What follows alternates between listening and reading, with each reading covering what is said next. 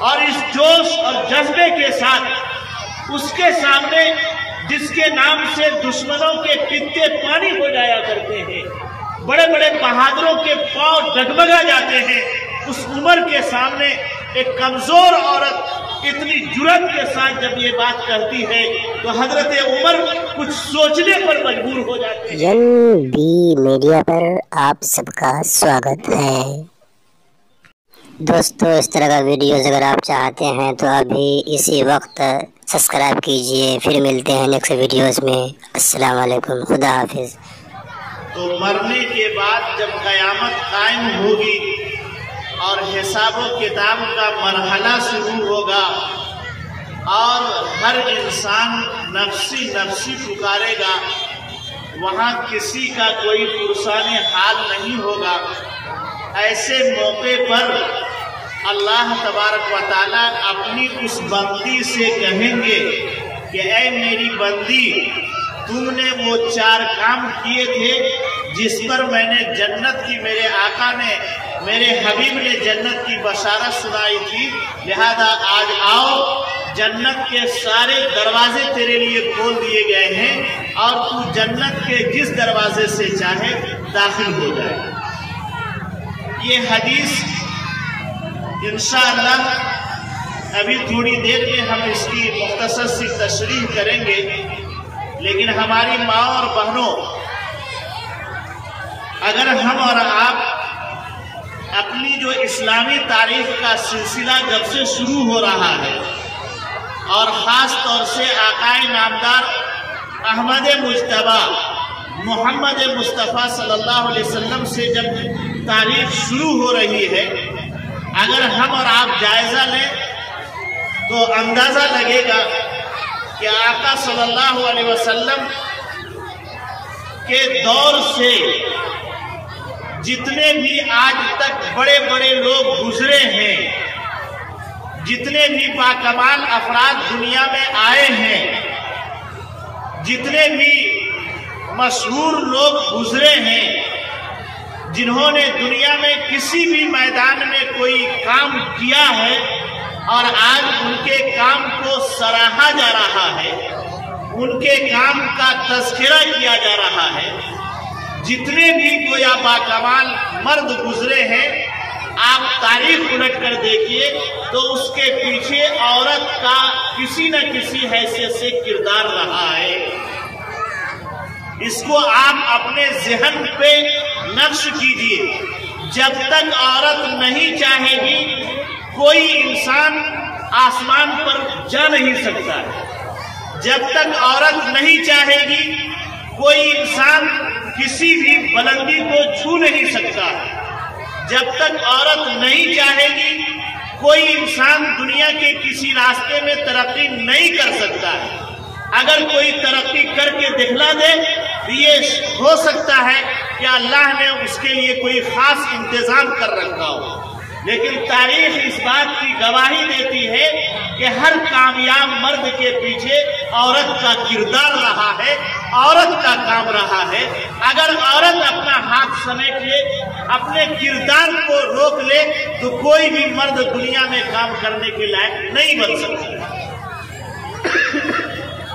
آقا صلی اللہ علیہ وسلم کو نبوت ملی، غار میں تشریف فرما تھے، جبرائیل علیہ السلام تشریف لائے اور آقا صلی اللہ علیہ وسلم کو پکڑا اور اپنے سینے سے لگا کر دبایا اور کہا اقرا، پڑھیے۔ آقا صلی اللہ علیہ وسلم نے فرمایا ما انا بقاری، میں پڑھنا نہیں جانتا، میں پڑھا لکھا ہی نہیں۔ یہ معاملہ 3 مرتبہ ہوا اور پھر تیسری مرتبہ جب سینے سے لگا کر حضرت جبرائیل علیہ السلام نے داب کر کہا کہ اقرا، تو آقا صلی اللہ علیہ وسلم پڑھنے لگے اور آیت اتری اقرا بسم ربک الذی خلق خلق الانسان من علق اقرا وربک الاکرم الذی علم بالقلم علم الانسان ما لم یعلم۔ اے میری ماں اور بہن، آقا صلی اللہ علیہ وسلم کی شادی ہو گئی تھی اور حضرت خدیجہ رضی اللہ تعالی عنہا آپ کی بیوی تھی۔ آقا صلی اللہ علیہ وسلم نے پہلی مرتبہ جبرائیل کو دیکھا تھا اور یہ واقعہ پہلی مرتبہ پیش آیا، آقا صلی اللہ علیہ وسلم گھبرا گئے، پسینہ اتر آیا، آپ غار سے نکلے اور تیز تیز قدم اٹھاتے ہوئے گھر گئے اور حضرت خدیجہ سے کہا زملونی زملونی فإنی خشیت علی نفسی، کہ مجھے چادر اڑاؤ، مجھے چادر اڑاؤ، مجھے اپنی جان کا خطرہ لگ رہا۔ اس وقت ایک عورت نے بیوی کا کردار ادا کیا۔ اے میری ماں اور بہنوں سنو، بیوی کا کردار ادا کیا ہے۔ حضرت خدیجہ روتی نہیں ہے، چلاتی نہیں ہے، واویلا نہیں کرتی کہ میرے شوہر کو کیا پریشانی ہو گئی، کہ کیوں میرے شوہر وہاں جا کر کے چھپ کر کے رہا کرتے تھے غار میں، اب کیا ہوگا نہیں ہوگا۔ کہا نہیں، عورت نے کردار ادا کیا بیوی کا اور کہا کہ اے محمد، اے میرے سرتاج، یقین رکھیے اللہ آپ کو ضائع اور برباد نہیں کرے۔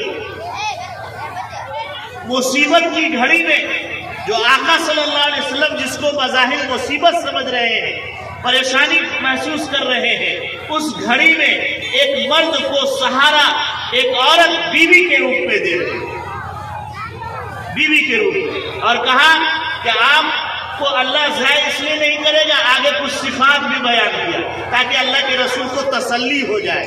کہا کہ دیکھیے آپ تو غریبوں کی مدد کرتے ہیں، پریشان حال کی پریشانی کو دور کرتے ہیں، مہمان نوازی کرتے ہیں، اور ایسے لوگوں کو اللہ ضائع اور برباد نہیں کرتے، ہلاک نہیں کرتے۔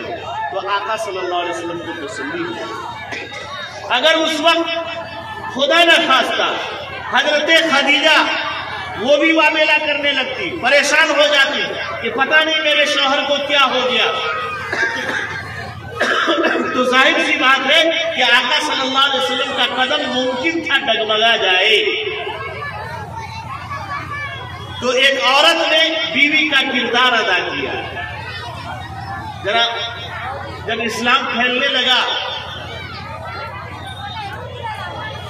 تو حضرت عمر رضی اللہ تعالیٰ عنہ اور کفار قریش نے مشورہ کیا کہ چلو محمد کا کام ہی تمام کر دیا جائے، کام تمام کر دیا۔ تلوار لی حضرت عمر نے اور آقا صلی اللہ علیہ وسلم کے گھر کا رخ کیا۔ راستے میں ایک صاحب ملے، پوچھا عمر تیور بدلا ہوا تھا، عمر کہاں کا ارادہ ہے؟ کہا کہ جا رہا ہوں، وہ محمد نے عرب کو پریشان کر رکھا ہے، ہم لوگوں کو آج اس کا قتل کر کے قصہ تمام کر دے۔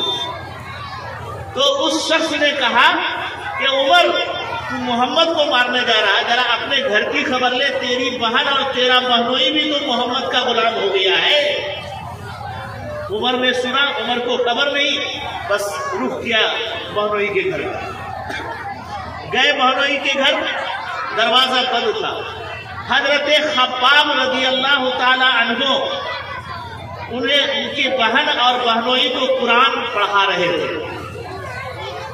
دستک دیا تو دستک سے ان کی بہن نے اندازہ لگ گیا کہ دروازے پر عمر آ گیا۔ اب اندازہ کیجئے کہ کتنے جلالی تھے۔ چنانچہ مصحف کو، قرآن کے اس حصے کو فوراً چھپایا اور حضرت خباب کو بھی چھپا دیا اور بہن نے دروازہ نہیں کھولا، کچھ گرجدار آواز میں کہا کہ سنا ہے کہ تم دونوں بددین ہو گئے، اور یہ کہہ کر بہنوئی کو مارنے لگے ہوئے۔ ظاہر سی بات ہے کہ بہنوئی جو حضرت عمر کی بہن کے شوہر ہیں، کوئی بھی آدمی اپنے شوہر کو، کوئی بھی عورت اپنے شوہر کو مار کھاتا ہوا دیکھ نہیں سکتی۔ چنانچہ بہن چھڑانے کے لیے گئی تو حضرت عمر نے بہنوئی کو چھوڑ کر بہن کو مارنا شروع کیا، اور بہن کو بھی اتنا مارا کہ بہن کے بھی بدن سے خون آنے لگا۔ لیکن بہن تو تھی حضرت عمر ہی کی،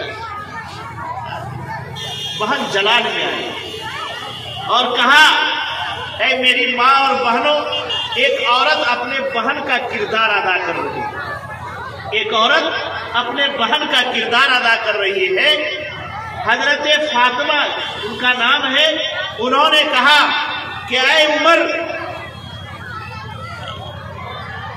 جس ماں کی چھاتی سے تم نے دودھ پیا ہے تیری بہن فاطمہ نے بھی اسی چھاتی سے دودھ پیا ہے، آج تم میری بوٹیاں نچوا دے، چیل اور کووں کے حوالے کر دے، لیکن محمد کی غلامی کا جو توق تیری بہن فاطمہ نے اپنے گلے میں ڈال لیا ہے، اس کو مرتے دم تک وہ نہیں اتار سکتی۔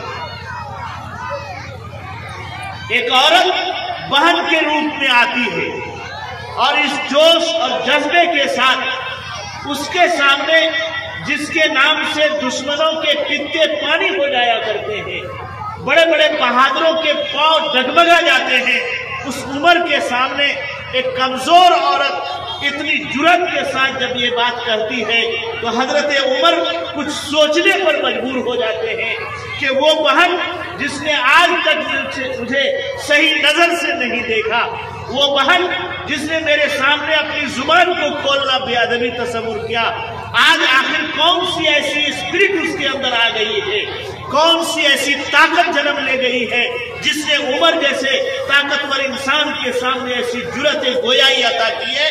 چنانچہ حضرت عمر پسینہ پسینہ ہو گئے، نرم پڑ گئے اور کہا کہ یہ بہن بتلاؤ کہ آخر پڑھ کیا رہی،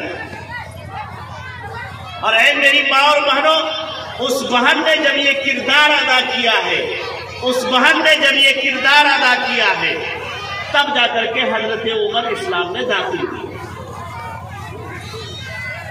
اب اندازہ کیجیے، آقا صلی اللہ علیہ وسلم ہجرت کر گئے اور غار میں جا کر کے اپنے غار یار ابو بکر صدیق رضی اللہ تعالیٰ عنہ کے ساتھ چھپے ہوئے۔ حضرت ابو بکر کی بڑی بیٹی ہے حضرت اسما اور چھوٹی بیٹی ہے حضرت عائشہ۔ حضرت اسما اس وقت بھی چھوٹی عمر کی تھی۔ ابو بکر صدیق نے یہ کہا کہ بیٹی تم روزانہ کھانا پہنچا دیا کرو اور دشمن کو پتہ نہ چلے۔ 3 دن غار میں چھپے رہے۔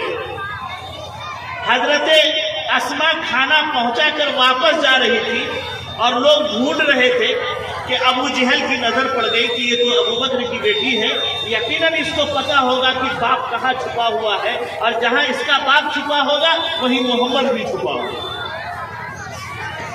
چنانچہ حضرت اسما کو بلایا کہ ذرا کہاں سے آ رہی ہے؟ کہا اس سے تم کو کیا مطلب ہے؟ تمہارا باپ کہاں ہے؟ کہا کہ کیوں ہم بتلا دیں؟ محمد کہا ہے، کہا کیوں بتلا دیں؟ یعنی جھوٹ بھی نہیں بولنا، اور جرأت اور بے باکی دیکھی کہ چھوٹی بچی ہے اور ابو جہل جیسا بدتینت انسان کے سامنے اس بے باکی کے ساتھ بول رہی ہے۔ کہا کہ باپ کے بارے میں بتلا۔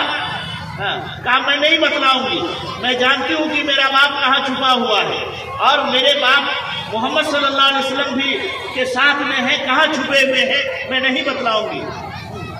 ابو جہل کو غصہ آیا اور اس نے ایک زوردار تماچا حضرت اسما کے چہرے پر مارا۔ حضرت اسما گر گئی اور ایک پتھر سے ٹکرائی جس سے چہرے پر زخم آ گیا اور خون آ گئی۔ اس کے باوجود حضرت اسما نے اپنے باپ کا اور آقا صلی اللہ علیہ وسلم کا پتہ نہیں بتلایا کہ میرے باپ کہاں چھپے ہوئے ہیں اور آقا کہاں چھپے ہوئے ہیں۔ کل واپس آئی جب کھانا لے کر کے تو آقا صلی اللہ علیہ وسلم کی نظر پڑی کہ اسما کے چہرے پر زخم